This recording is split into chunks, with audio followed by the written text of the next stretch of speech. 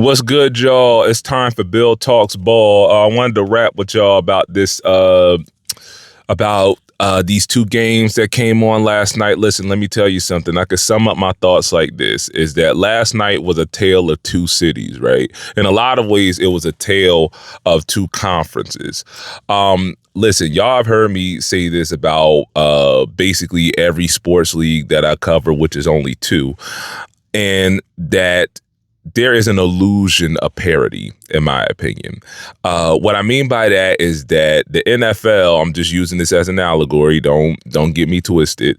The NFL has been built on parity for the last however long. It's this any given Sunday mentality, and that's by design, right? But in reality, there's a handful of teams that are absolute ass every single year, absolute dog water.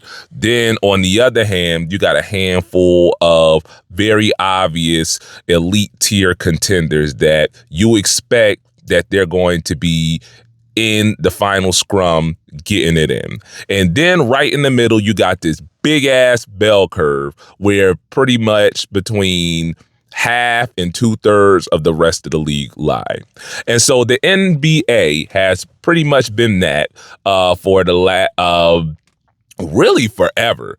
But what has happened is that there has been this creation of, again, what I'll call the illusion of parity, right? Because the NBA has, as best as it can, try to, eliminate the super team, give every fan base a reason to stick around until the end, right? To stick around for the games to the end, right? That you're not, sitting up here in, February planning out, creating mock drafts and shit, calculating lottery odds and what have you. So I say that to make this point is watching those games last night. I apologize to the other three competitors from last night, but there are levels to this, dog. And the San Antonio Spurs are on a level that is not comparable to anybody else in the remainder of these playoffs aside from the Oklahoma City Thunder.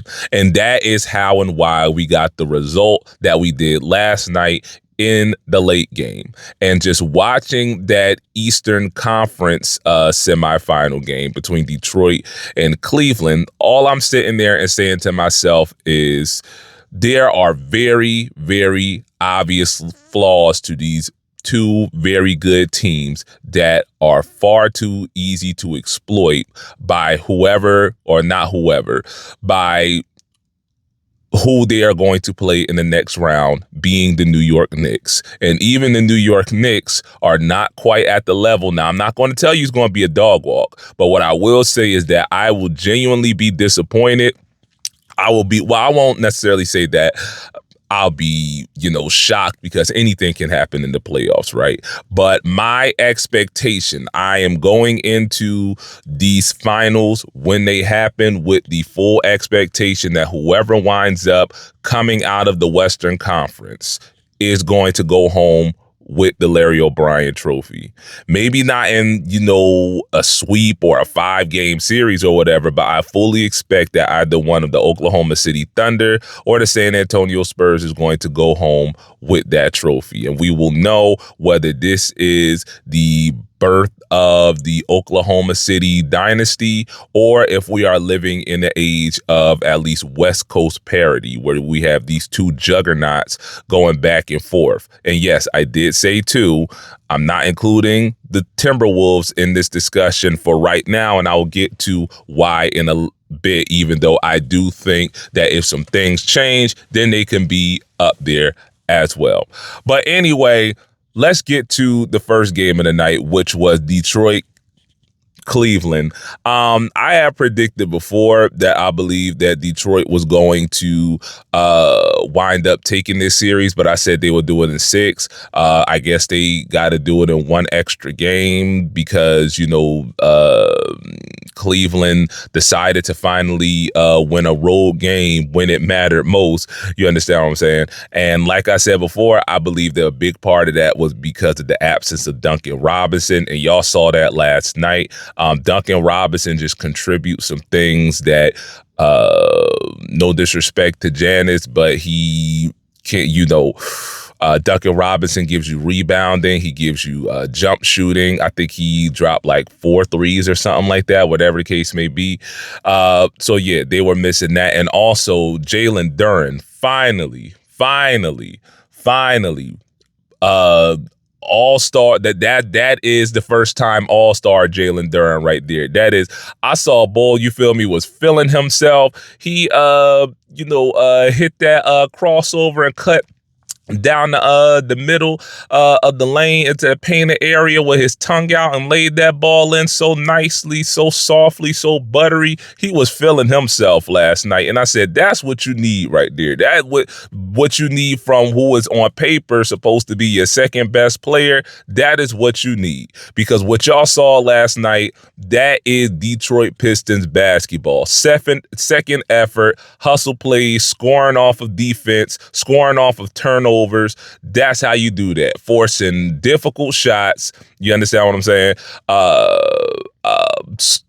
Making the best, taking advantage rather of the other team's mistakes. Specifically, I'm talking about not getting good looks at the basket by way of your defense and turning the ball over too damn much, which has been an Achilles heel of these Cavaliers for the duration of this series. And this is what happens when things are clicking for you.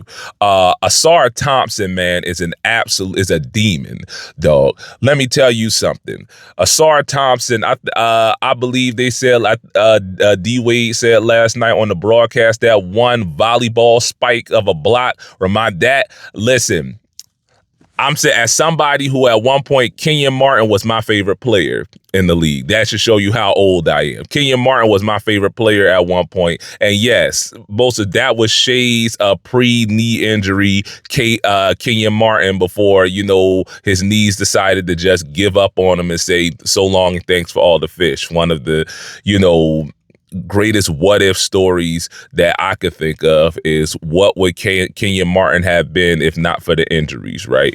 But anyway, an absolute demon, dog, just stealing niggas' cookies, just reaching in their pockets, just give me that, nigga, just run your pockets, brother. You understand what I'm saying? Forcing turnovers, forcing hard looks at the basket. The one thing that Asar Thompson has a little bit of an issue is that he can get a little too touchy-feely, a little too physical. You understand what I'm saying?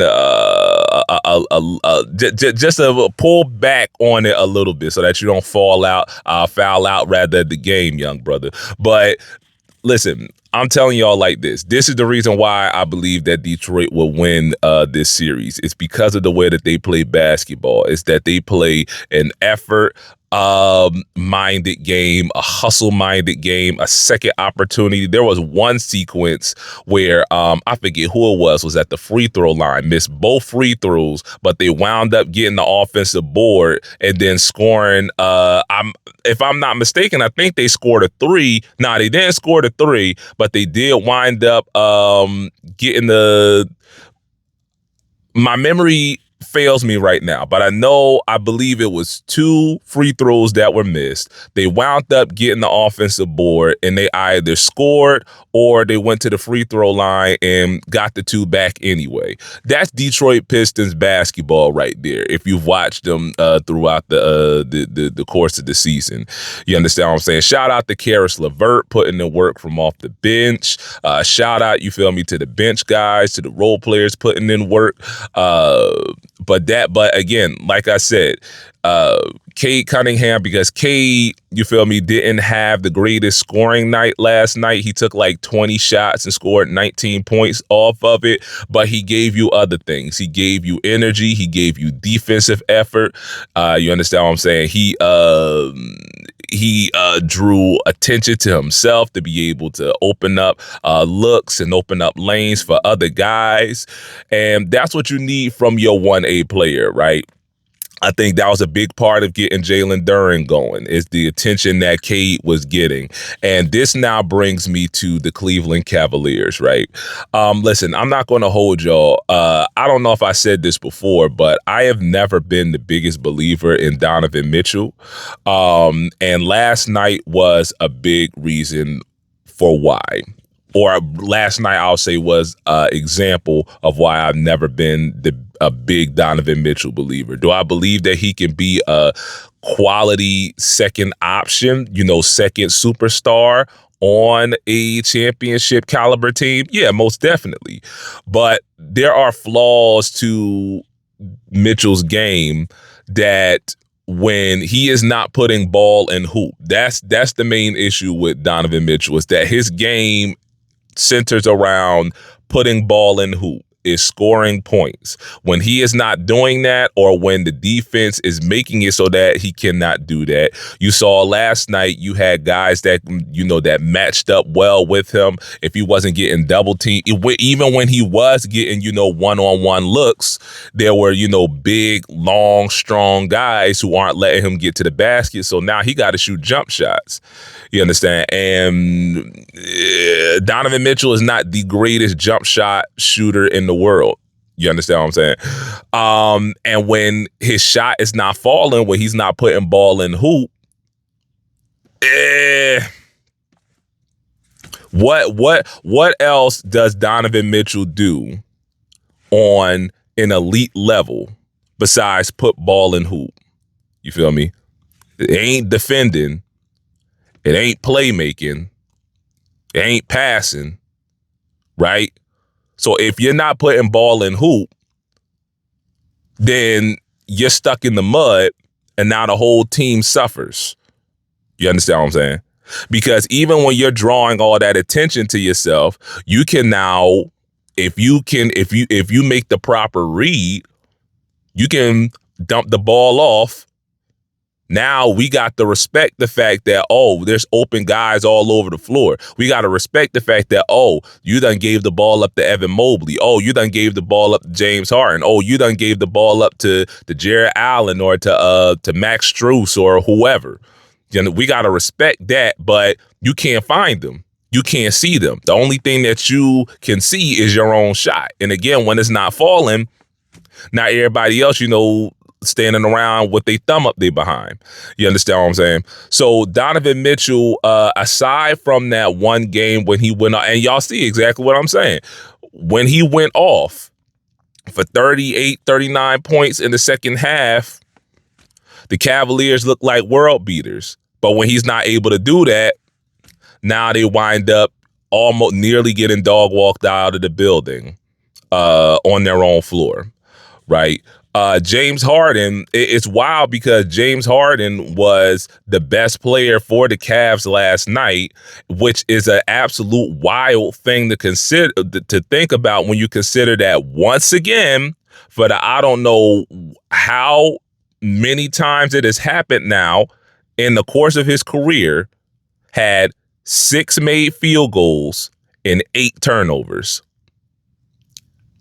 Your best offensive performer had 2 more turnovers than field goals and still dropped more over 20 points. That's not acceptable for supposed to be a championship caliber team. So this is what I mean by the fact that there are levels to this, man. There are levels to this. There are levels to this. You understand what I'm saying? Because now looking forward now, right? Because if you ask me, I believe Cat has figured it out. I believe Cat has figured out the whole, being a rangy rim protector. You feel me? That can leak out to the perimeter if need be, and then not just be a force offensively, because that's been the thing with Cat, is that, he may have the offensive side figured out, but the defensive side, you understand what I'm saying? So imagine, Jalen Duren, now he's starting to feel himself. But imagine they got to play New York, and now he's got to, go body for body with Karl Anthony Towns. You understand what I'm saying? He got to go body for body with Karl Anthony Towns, and now you got to rely on jump shooting because you can't penetrate to the basket the way that you've been accustomed to doing against these Cleveland Cavaliers. You understand what I'm saying? You can't penetrate to the basket, and understand what I'm saying. It's not just necessarily scoring at the basket, but if you penetrate to the basket, you can drive and kick the ball out, for a spot up three. You understand what I'm saying? Get an open look at a jump shot. But if that threat of you penetrating is not there, everything you know is clogged up. You're not going to get open looks. So that's why I'm saying, looking ahead, I genuinely believe that the Knicks are going to win. Whoever winds up winning this game 7, the Knicks are going to win and go to the NBA Finals and do so pretty convincingly. I'm not going to say it's going to be a dog walk, but I think it's going to be pretty convincingly. I'm predicting that again. I've been saying Detroit all the way through this series. I'm going to stick with Detroit all the way to the end and say, get ready for a New York, Detroit coming together. You understand what I'm saying? Butters versus, I don't know what the F y'all wear in Detroit. Mink coats or some shit. I don't know. Fur coats, you feel me? Y'all niggas still be dressing like, it's the 70s. Y'all be dressing like Frank Lucas and shit. You know what I mean? So I don't know. But anyway, I digress. Now on to the I guess coronation is not the right word because they still got to play the Thunder. But man, if I ain't take away anything else from that Spurs game last night, it's the fact that let me talk about the Timberwolves real quick before I get into the Spurs, right? So this is why the Timberwolves were always going to lose to the Spurs, all things being equal, right? Matter of fact, the only times where it even looked like it was the absence of Wemby. It was the absence of Wemby, even if he was on the court, right? Like the fact that first game, San Antonio was still able to win despite the fact that Wemby played like absolute ass on the offensive end, told you all that you needed to know about that series. That barring injury, it was going to be San Antonio, and it was going to be San Antonio pretty convincingly, pretty handily. And the primary reason why that is because y'all don't got nobody that can put ball and hoop against this team specifically except Anthony Edwards. Listen, Anthony Edwards, somebody stand up and give a round of applause for the Ant-Man, right? But outside of him, Julius Randle was ass. Rudy Gobert continues to be ass. Offensively, don't give you nothing offensively. Naz Reid was halfway decent. But again, y'all in this Western Conference, right? You cannot be relying on 38-year-old Mike Conley to give you quality minutes. You understand what I'm saying? If you expect to compete with the big dogs. I'm sorry. Julius Randle need to figure something. The nigga cannot shoot the broadside of a barn. I believe he was 1 of 8 last night. I'm trying to think what else was going down. Injuries, what have, and that's the thing is that Ant was playing injured. You understand? So again, give Ant all the flowers in the world. But if you go and win against the Spurs, you got to be able to shoot against them. You got to be able to shoot against them, and you got to be able to get to the free throw line. And Minnesota is not a team that is built to shoot. When, again, Julius Randle is your second option scorer, you are just not built to be a jump shooting team. And because y'all couldn't do that, and again, because you get absolutely nothing from Rudy Gobert offensively, Rudy Gobert, and didn't even make up for it because bro played how many minutes? I don't know, but played starter minutes, scored 0 points, and got 3 boards. That is unacceptable, dog. That is unacceptable for a championship caliber team, right? And this is why it was always going to end like this. You dig what I'm saying? But I don't really want to dwell too much on the Minnesota Timberwolves. There's some decisions that need to be made this offseason, specifically how are we going to get a Robin to Anthony Edwards Batman? That needs to be the question. Is how are we going to get Anthony Edwards his James Harden to take no from the Cavaliers? How are we going to get him, his so that he don't gotta be relied upon to carry this team throughout the course of a playoff series against the Spurs? Because I'm sorry, one superstar is not enough. It's not enough. It's not enough to overpower this Spurs team. And let me now get to this Spurs team so I can wrap this up real quick. Dog, let me tell you something. This team is scary.